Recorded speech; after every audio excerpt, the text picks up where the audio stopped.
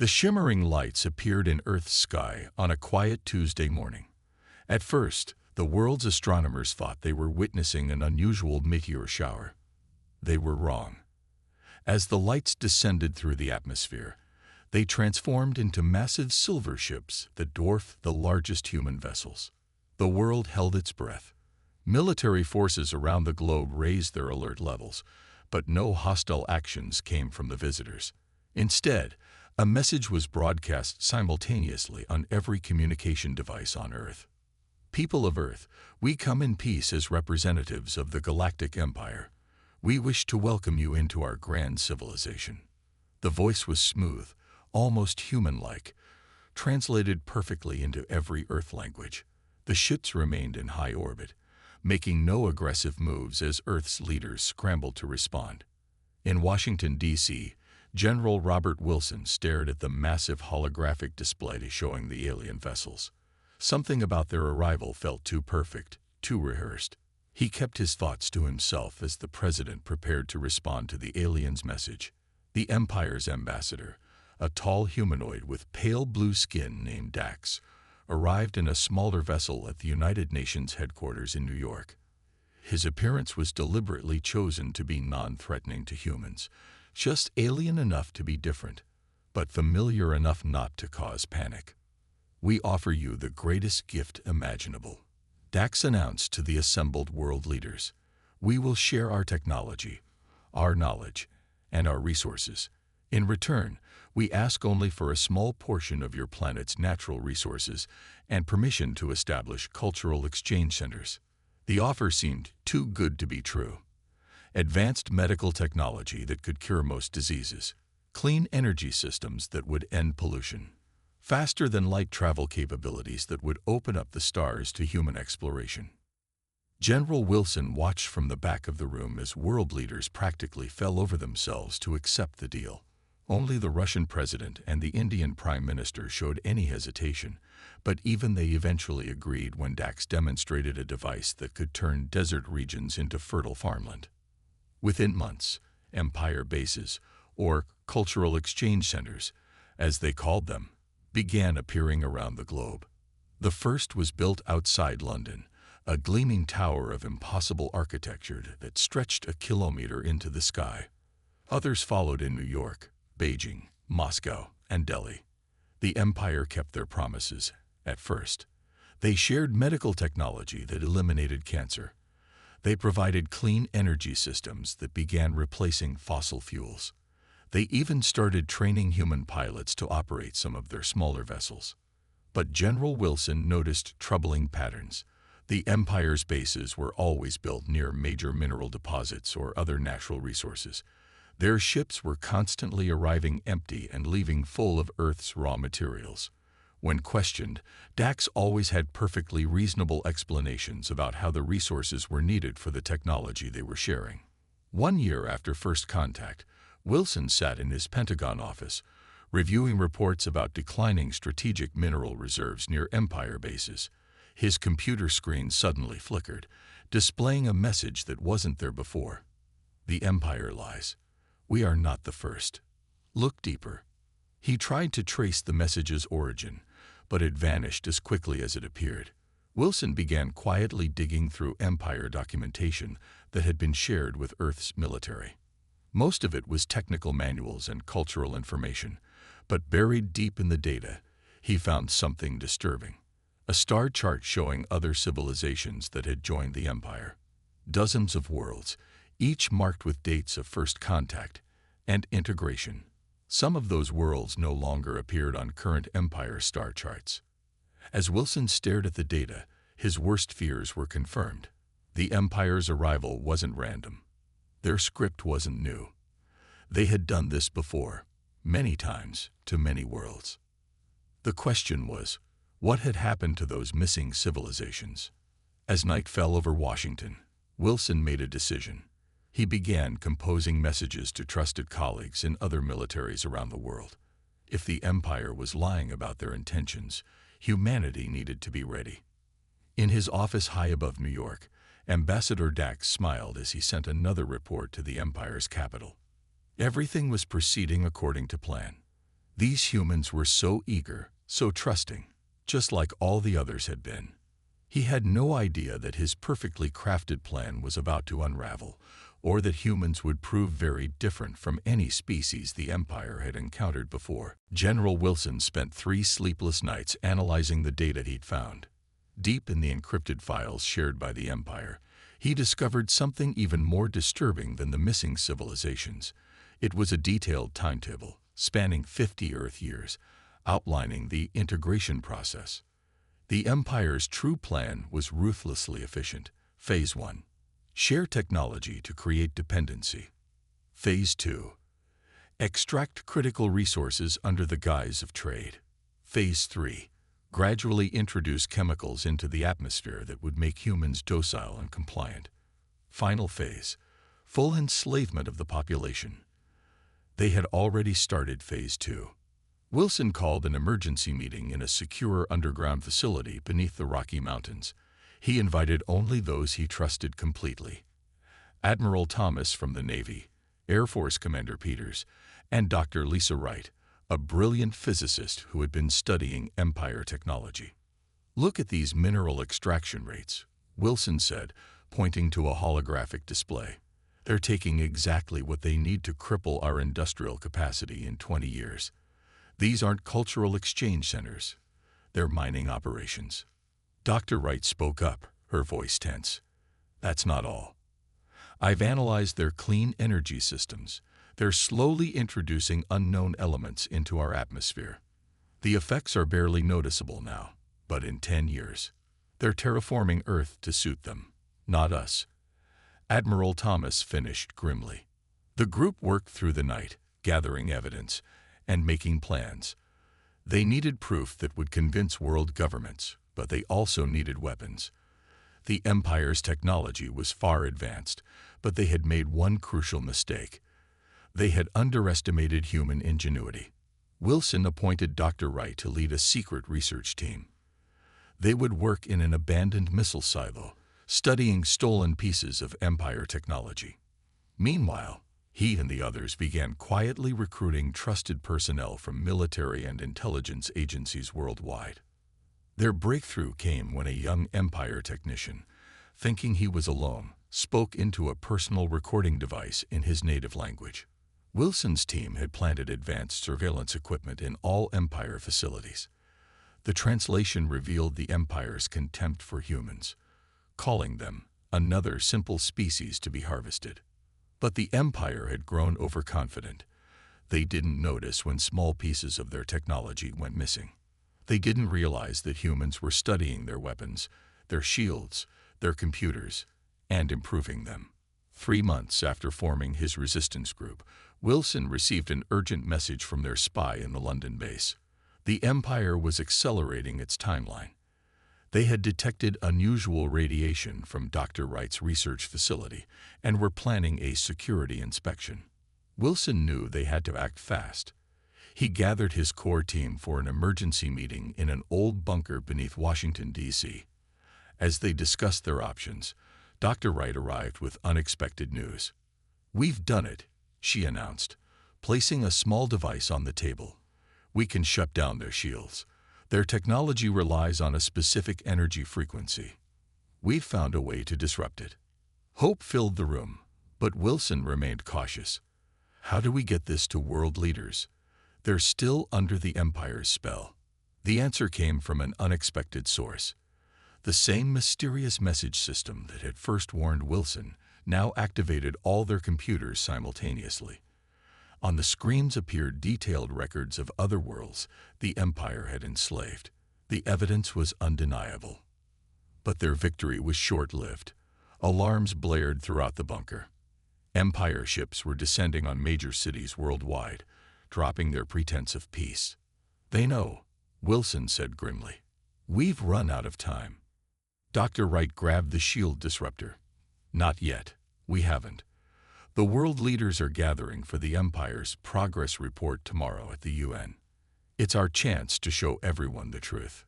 Wilson nodded, his jaw set with determination. "Contact all our cells worldwide. Tell them to prepare for Operation Thunderbreak. Tomorrow, We show the Empire that humanity won't go quietly into slavery. As the resistance team rushed to prepare their counterattack, high above Earth, Ambassador Dax received troubling reports about human activities. For the first time in his long career of conquering worlds, he felt something unfamiliar: worry. The humans were not behaving according to the Empire's carefully calculated predictions. They were adapting, learning, evolving faster than any species before them. Tomorrow would change everything. Dr. Wright's hands moved swiftly across the holographic interface of the captured Empire ship. After the dramatic revelation at the UN, where Wilson's team had exposed the Empire's true intentions, Earth's governments had finally united against the common threat. Now, 3 months later, humanity was racing against time to understand their enemy's technology. "It's beautiful," she muttered, studying the ship's engine core. "They've mastered quantum field manipulation, but they've grown lazy. There are so many ways to improve this." The underground facility in Antarctica had become Earth's primary research center. Here, away from Empire surveillance, scientists from every nation worked together to unlock the secrets of alien technology. What they discovered amazed them all. Empire technology was designed to respond to specific genetic markers. They had assumed humans wouldn't be able to operate their advanced systems without Empire oversight. But human DNA proved remarkably adaptable, able to interface with the technology in ways the Empire hadn't thought possible. "Look at this," Dr. Wright called to her team, pointing to a complex diagram. "Their weapons are calibrated for maximum efficiency, but they never considered overclocking the systems. We can push these far beyond their intended limits." In another section of the facility, military engineers were already modifying captured Empire fighters. They stripped away the sleek aesthetic covers, replaced power regulators with human-designed alternatives, and pushed the engines to new limits. The results were ugly but devastatingly effective. The first test flight of a modified Empire ship took place over the Antarctic wasteland. The pilot, Major Alex Cooper, had spent weeks training on simulators. As the ship rose from the hidden hangar, everyone held their breath. "Control, this is Thunderbird 1. Cooper's voice crackled over the radio. "The neural interface is responding better than the Empire version. I have full control." Dr. Wright watched the monitors as Cooper put the ship through maneuvers that should have torn it apart. The human modifications held. Their improvements had worked better than anyone had hoped. But the real breakthrough came when studying the Empire's faster-than-light drive. The aliens used a complex system of quantum tunneling, creating artificial wormholes for travel. Dr. Wright's team discovered that human brainwaves could synchronize with the quantum field in a way the Empire had never achieved. "We don't just match their technology," she explained to General Wilson during a secure briefing. "We exceed it. Human consciousness can stabilize the quantum fields. Our ships can make longer jumps, more accurately, using less energy." Wilson nodded, studying the test results. "How long until we can outfit a fleet?" "The first squadron of modified fighters will be ready in 2 weeks. The bigger ships will take longer, maybe 2 months." Their conversation was interrupted by an urgent alert. Empire ships had been detected approaching the moon. They had finally tracked down Earth's hidden research facility. "Time to test our improvements," Wilson said grimly. "Launch the prototype squadron." 12 modified Empire fighters rose from the Antarctic ice, their hulls a patchwork of alien metal and human engineering. They looked crude compared to the sleek Empire vessels, but appearances were deceiving. The battle in Earth's orbit lasted less than 10 minutes. The Empire ships, caught completely by surprise, couldn't match the raw power and maneuverability of the modified fighters. Their elegant shields failed against weapons pushed far beyond their intended limits by human ingenuity. In the aftermath, Dr. Wright's team recovered intact Empire ships for study. Each captured vessel revealed new secrets, new possibilities for improvement. Humanity wasn't just learning to use Empire technology. They were revolutionizing it. "They never imagined we could do this," Dr. Wright told her team as they examined a captured Empire cruiser. "They've used the same designs for thousands of years. never thinking to improve them. But we're different. We never stop asking, what if? In orbit, the modified fighters patrolled Earth's space, their hybrid designs a testament to human adaptability. On the surface, factories worked around the clock, building more ships, more weapons, preparing for the inevitable Empire counterattack. But when that attack came, the Empire would face something they'd never encountered before: their own technology, improved and wielded by a species that refused to accept limitations. Humanity wasn't just learning to fight back. They were learning to win. The Empire's main attack fleet appeared at the edge of the solar system exactly as Earth's scientists had predicted. 300 massive warships, led by the Empire's flagship, Eternal Dominion, dropped out of faster-than-light travel near Neptune. General Wilson stood in Earth's new Combined Defense Command Center, carved deep into Mount Everest. The holographic display showed the Empire fleet's approach in terrifying detail.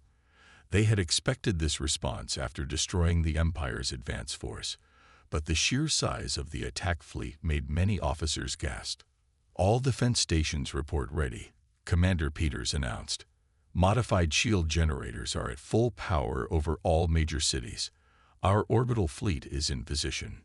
Earth's defenders looked pitiful in comparison. Just 40 modified Empire ships and 100 smaller fighters. But these vessels now contained humanity's improvements, and their crews had trained relentlessly for this moment. "The Empire expects us to cower," Wilson addressed the combined Earth forces. "They think we'll surrender when we see their numbers. Let's show them how wrong they are." The Empire fleet moved with perfect formation through the solar system, their confidence evident in their direct approach. They didn't bother with stealth or tactics. Why should they? No species had ever successfully resisted once the Empire showed its full might. Ambassador Dax's voice boomed across all communication channels. "Your primitive attempts at resistance are futile.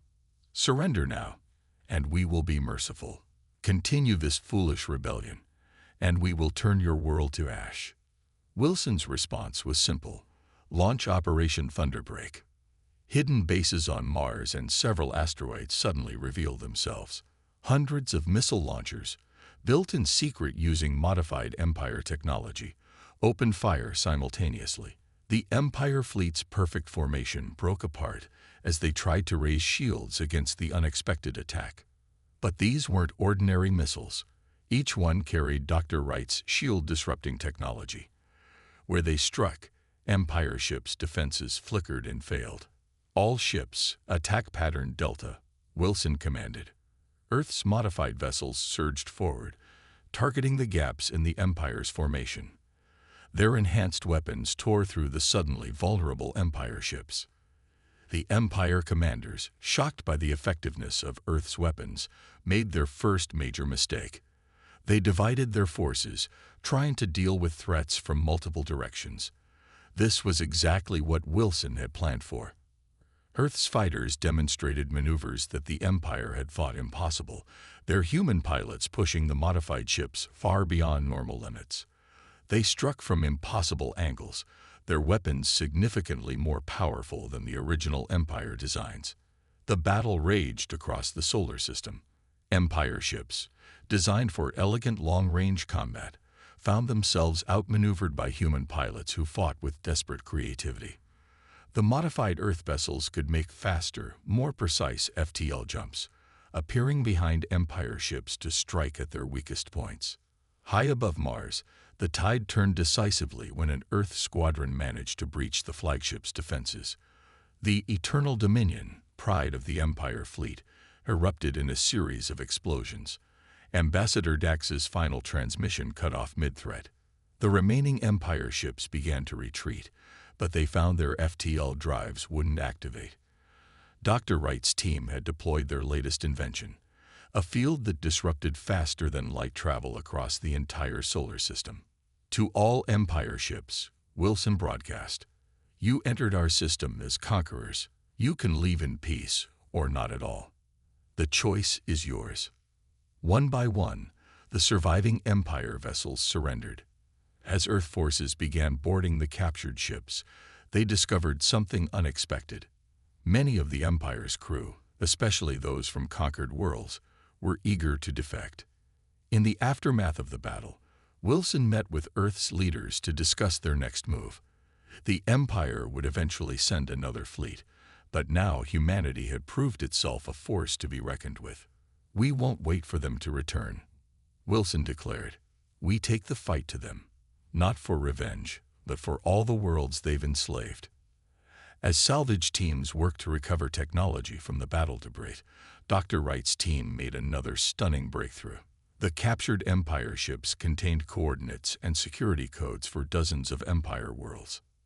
Earth's counterstrike could begin sooner than anyone had expected. The Empire had started this war. Humanity would finish it. The Empire's outer colony of Proxima b never saw the attack coming. One moment, their orbital defense grid was operating normally. The next, 30 Earth ships appeared simultaneously from FTL jumps, their modified engines allowing them to bypass the standard detection systems completely. "All ships, execute Plan Avalanche," Admiral Thomas commanded from the bridge of the ESS Defiant. The Earth fleet had been practicing this maneuver for weeks. Their ships split into 3 groups, striking the colony's crucial infrastructure with surgical precision. The Empire's regional governor barely had time to send a distress signal before his command center went dark. Earth's improved weapons overwhelmed the colony's outdated shields in minutes, but there was something different about this attack. The human ships were deliberately avoiding civilian targets. "Attention citizens of Proxima b," Thomas broadcast on all frequencies. "We are not here to conquer. We are here to free you from Empire control. Any who wish to join us will be welcomed." The response shocked even the most optimistic human commanders. Thousands of colonial citizens, many from species previously enslaved by the Empire, rushed to support the Earth forces. They had been waiting generations for someone to challenge their oppressors. Within hours, the entire colony world had switched allegiance. More importantly, they provided Earth with critical intelligence about other Empire worlds and defense systems. Similar scenes played out across a dozen outer colonies over the next month. The Earth fleet, now growing with ships crewed by liberated colony citizens, perfected their hit-and-run tactics. They would appear without warning, disable key military installations, and offer freedom to the population. On the Empire capital world, the High Command was in chaos. Their carefully maintained image of invincibility was crumbling.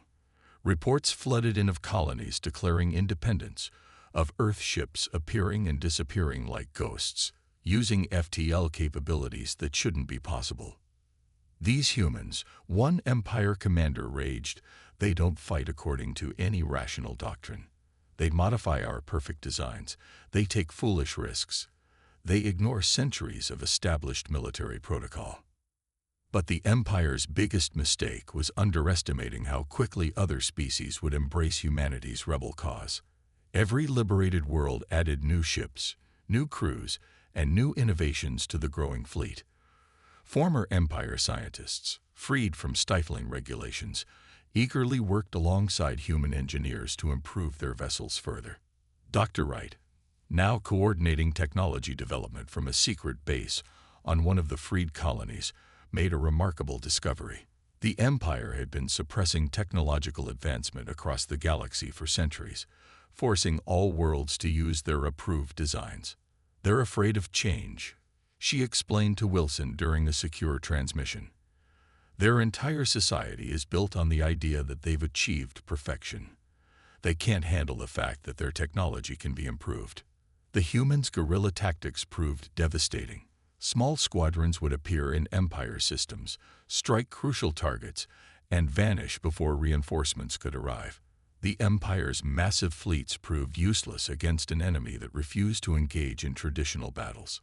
More colony worlds began declaring independence even before Earth's forces arrived. The Empire's grip on power, maintained for thousands of years through fear and technological control, was slipping. A pivotal moment came when the Earth fleet liberated a major shipyard system. The Empire had always kept their shipbuilding facilities heavily guarded, but they hadn't counted on their own workers sabotaging the defenses. Within days, the massive shipyards were producing vessels with human modifications. "The Empire calls us primitive," Wilson told the growing alliance of freed worlds. "They see our adaptability as a weakness, but we've proved that their greatest weakness is their own rigid thinking."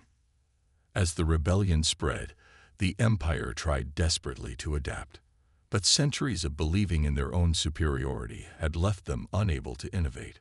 Their responses were predictable, following the same strategies that had worked for thousands of years. But they weren't fighting an enemy from their past. They were facing humanity, a species that had gone from first contact to interstellar warfare in less than 2 years, improving Empire technology in ways they had never imagined possible. The Empire's perfect order was crumbling, and their core worlds would be next. The Empire's throne world Imperialis glowed like a jewel in the darkness of space. For 10,000 years, it had been the unquestioned center of galactic power. Its orbital rings, defensive platforms, and massive fleet bases had never been seriously threatened. Until today, all ships, battle positions, General Wilson commanded from the bridge of the ESS Liberty, Earth's newest flagship.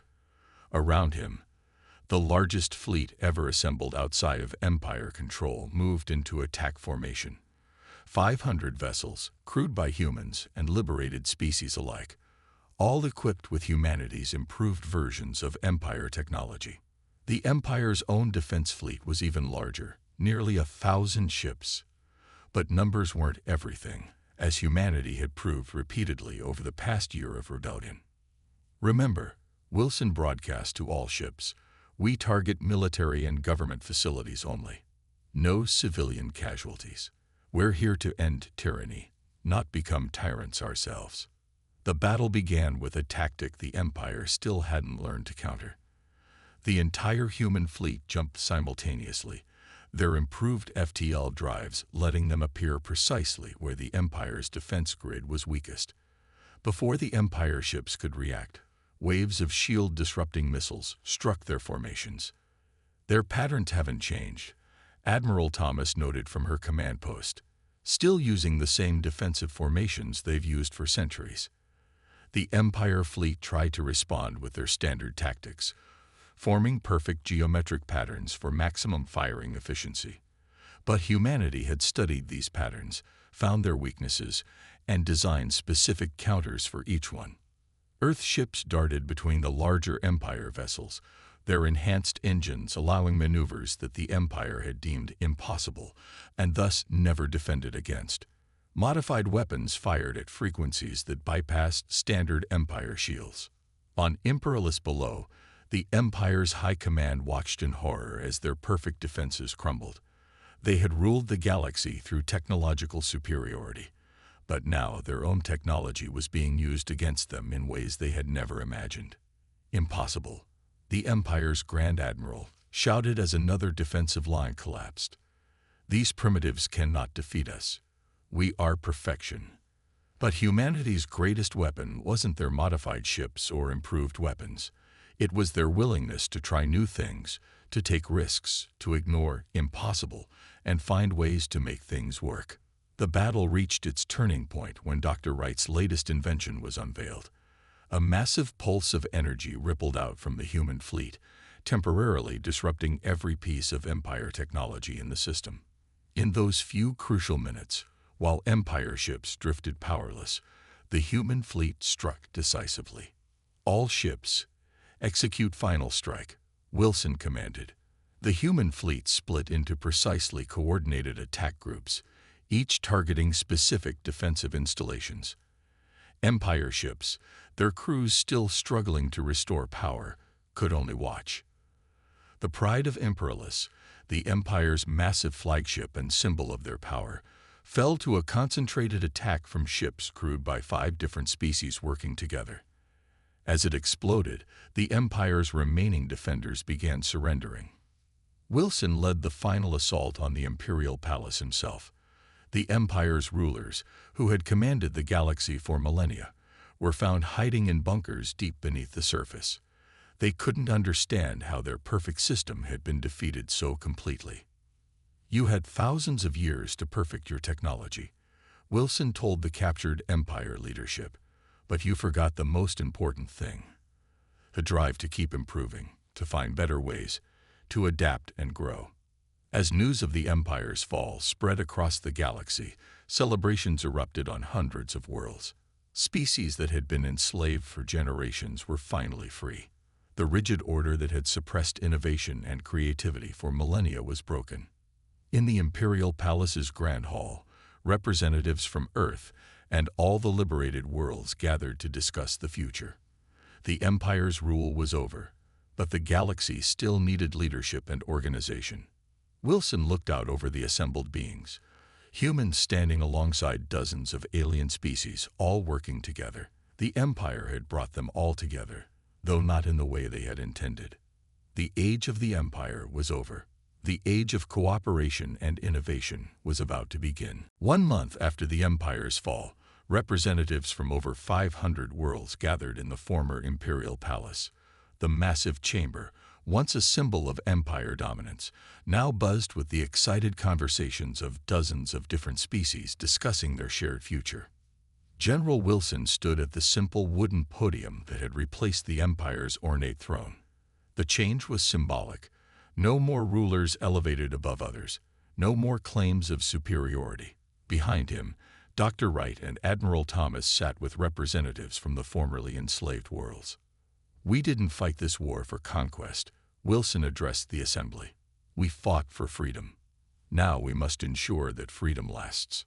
The first order of business was dealing with the former Empire leadership.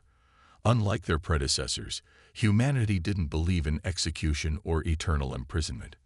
Instead, the Empire's rulers were sentenced to help rebuild the worlds they had stripped of resources.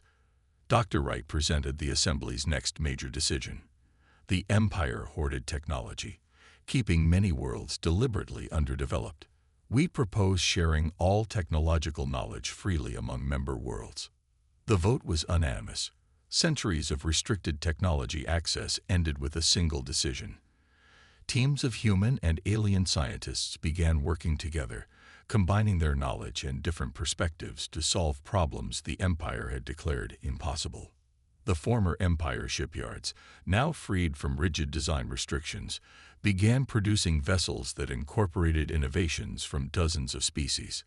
The ugly but effective human modifications evolved into elegant new designs that combined form and function in ways the Empire had never imagined. "Look at this," Dr. Wright told Wilson, showing him a hologram of a new ship design.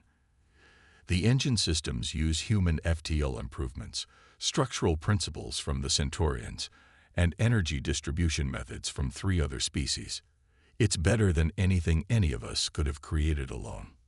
But the biggest changes were cultural. The Empire had kept species separate, playing them against each other.